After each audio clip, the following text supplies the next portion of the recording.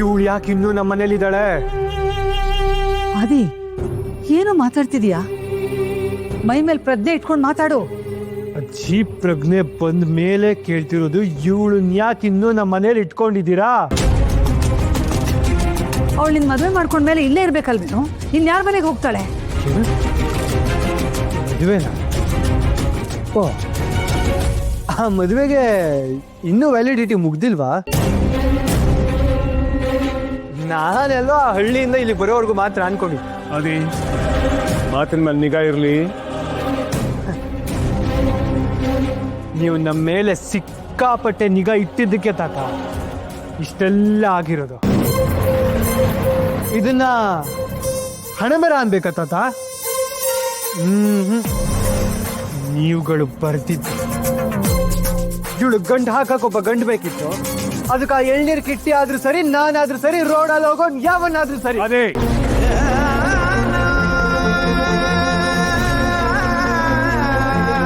ಈ ತರ ಮಾತಾಡೋದು ನಮ್ಮನೆ ಸಂಸ್ಕೃತಿ ಅಲ್ಲ, ಬೇಡ. ಓಹೋ ಹೋ ಹೋ, ಭಾರಿ ಸಂಸ್ಕೃತಿ ಇವ್ರದು. ಮೊಮ್ಮಗಳಿಗೆ ಮದುವೆ ಆಗುವಾಗ ಮದುವೆ ಇಷ್ಟನಾ ಇಲ್ವಾ ಅಂತ ಕೇಳಲಿಲ್ಲ. ಮೊಮ್ಮಗ ಮದುವೆ ಆಗುವಾಗ ಮದುವೆ ಇಷ್ಟನಾ ಇಲ್ವಾ ಅಂತ ಕೇಳಲಿಲ್ಲ.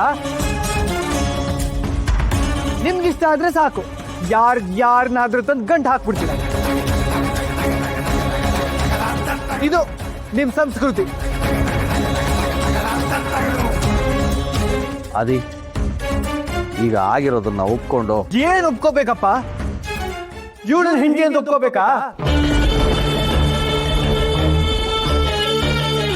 ಇವಳನ್ನ ಕಂಡ್ರೆ ನನಗೆ ಮೈಯೆಲ್ಲ ಉರಿಯುತ್ತೆ. ಯಾರನ್ನೋ ಗಂಡ ಅಂತ ಒಪ್ಕೊಂಡು ಒಂದ್ ಗಾಡಿ ಮೇಕಪ್ ಹಚ್ಕೊಂಡು ಹಸೆ ಮನೆ ಮೇಲೆ ಕೂತವಳು ಇನ್ನೊಬ್ಬನ ಗಂಡ ಅಂತ ತೋರಿಸಿದ ತಕ್ಷಣ ಹೂ ಅಂತ ತಲೆ ಆಡಿಸಿ ಕೊಳ್ಳು ಕೊಟ್ಲು. ಇಂಥವಳನ್ನ ನಾನು ಒಪ್ಕೋಬೇಕಾ? ಇವಳು ನಾನು ಅಲ್ದಿದ್ರೆ ಯಾರನ್ನಾದ್ರೂ ಗಂಡ ಅಂತ ಒಪ್ಕೋತಿದ್ಲು. ಆಮೇಲೆ ಊಟ ಮಾಡಿದ್ರು. ನೀರ ಯಾಕೊಂದ್ ದೊಡ್ಡ ವಿಷಯ ಇದ್ರೆ ಕೊಟ್ಬಿಡಿ, ಕುಡ್ ಸಾಯ್ತೀನಿ. ಏನು ಅಂತ ಮಾತಾಡ್ತಾ ಇದೀಯಾ? ಮತ್ತಿನ್ನೇನ್ ಮಾಡ್ಬೇಕ್ರಿ? ಇವಳೊಬ್ಬಳನ್ನ ಯಾಕ್ರಿ ಉಳ್ಸಿದೀರಾ? ಇವಳು ಯಾವ್ದಾದ್ರು ಕೊಂಪೆಗೆ ತಳ್ಬಿಡಿ. ಓದು ಗೀದು ಬಿಟ್ಟು ಹಳ್ಳಿಯಲ್ಲಿ ಜೀವನ ಮಾಡ್ಕೊಂಡು ಬದುಕೊಳ್ಳಿ, ಅವಾಗ ನಿಮಗ್ ನೆಮ್ಮದಿ ಆಗುತ್ತೆ. ಇನ್ನೇನ್ರಿ, ನನ್ ಮಕ್ಳಿಗೇನ್ ಆಸೆ ಆಕಾಂಕ್ಷ ಇರೋದಿಲ್ವಾ? ಏನ್ ಯಾವ್ದೋ ಮನೆ ಉದ್ಧಾರ ಮಾಡಕ್ಕೆ ನನ್ ಮಕ್ಳಿಗೇನ್ ಗುತ್ತಿಗೆ ಕೊಟ್ಟಿದ್ದೀನ ನಾನು? ನಿಮಗಿದ್ಯಾವ್ದು ಲೆಕ್ಕಕ್ಕಿಲ್ಲ ಅಲ್ವಾ? ನಿಮ್ಮಪ್ಪ ಏನ್ ಹೇಳಿದ್ರು ತಲೆ ಆಡಿಸ್ಕೊಂಡು ನಿಂತಿರ್ತೀರಾ. ಈಗ ಮದುವೆ ಆಗೋಗಿದೆ, ನಾವು ಅದನ್ನು ಒಪ್ಕೋಬೇಕು. ವಾಸ್ತವನ ಅರ್ಥ ಮಾಡ್ಕೋಬೇಕಲ್ವಾ? ಯೋಚನೆ ಮಾಡು. ಓಹ್, ಬಂದ್ಬಿಟ್ರು ಪಾಠ ಮಾಡಕ್ಕೆ. ನನಗೂ ಮಕ್ಕಳ ಮೇಲೆ ಕಾಳಜಿ ಇದೆ, ಇಲ್ಲ ಅನ್ನೋ ತರ ಮಾತಾಡ್ಬೇಡ. ಸಾಕ್ ಸುಮ್ನಿರ್ರಿ. ಬರೀ ಮಗನಾಗಿ ಗೆಲ್ತಿದ್ರೆ ಏನ್ ಬಂತು ಭಾಗ್ಯ? ನನ್ ಕರುಳಿನ ಸಂಕಟ ನಿಮ್ ಕಣ್ಣಿಗೆ ಕಾಣಿಸ್ದೇ ಇದ್ದಾಗ, ನನ್ ಮಕ್ಕಳಿನ ನೋವು ನಿಮ್ ಕಿವಿ ಕೇಳಿಸ್ದೇ ಇದ್ದಾಗ, ಒಬ್ಬ ಗಂಡನಾಗಿ ಅಪ್ಪನಾಗಿ ನೀವ್ ಸೋತೋದ್ರಿ. ನನ್ನ ಅಮ್ಮು, ನನ್ನ ಆದಿ ನಗ್ನಗ್ತ ಓಡಾಡ್ಕೊಂಡಿದ್ದಾಗ ಎಷ್ಟು ಚೆನ್ನಾಗಿತ್ತು ಮನೆ. ಆದ್ರೆ ಯಾವಾಗ ನಿಮ್ಮ ಆದರ್ಶಗಳನ್ನ ಹೇರಿ ಅವ್ರ ಕನ್ಸುಗಳನ್ನೆಲ್ಲ ಸಮಾಧಿ ಮಾಡಿದ್ರು, ಅವತ್ತೇ ಈ ಜಾಗ ನನ್ನ ಪಾಲಿಗೆ ಸ್ಮಶಾನ ಆಗೋಯ್ತು.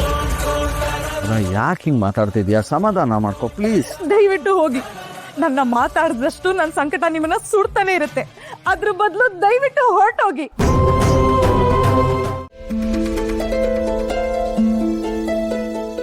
ಸಂಜೀವ, ಚಿಕ್ಕಪ್ಪ ತೋಡಿ.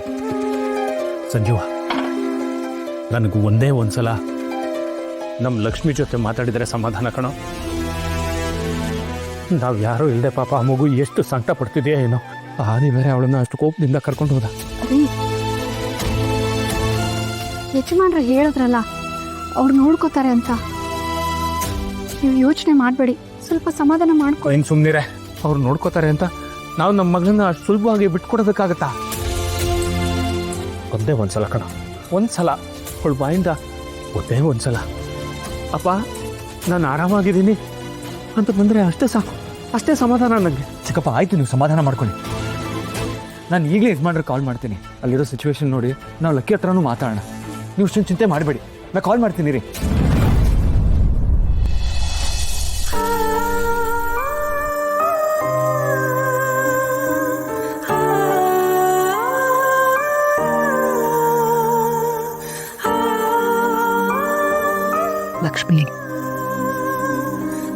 ಸಮಾಧಾನ ಮಾಡ್ಕೋ ಕಂದ. ಸ್ವಲ್ಪ ಜ್ಯೂಸ್ ಕುಡಿ, ಹತ್ತು ಸುಸ್ತಾಗಿರ್ತೀಯ. ಭವನಿ, ಜ್ಯೂಸ್ ಕೊಡು. ತಗೋ ಲಕ್ಷ್ಮಿ, ಕುಡಿ.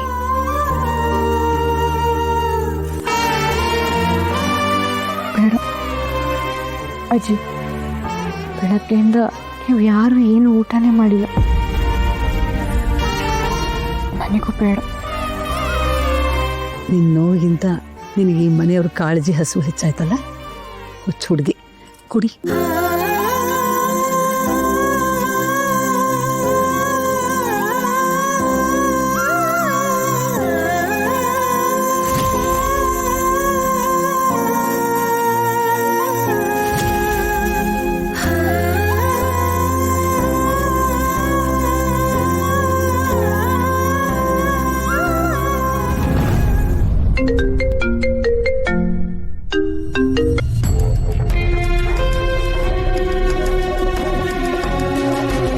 ಹಲೋ,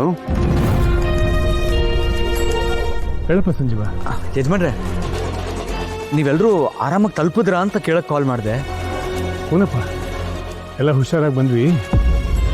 ಆದಿಲಕ್ಷ್ಮಿನೂ ಅದೇ ಹೊತ್ತಿಗೆ ಬಂದಿದ್ರು.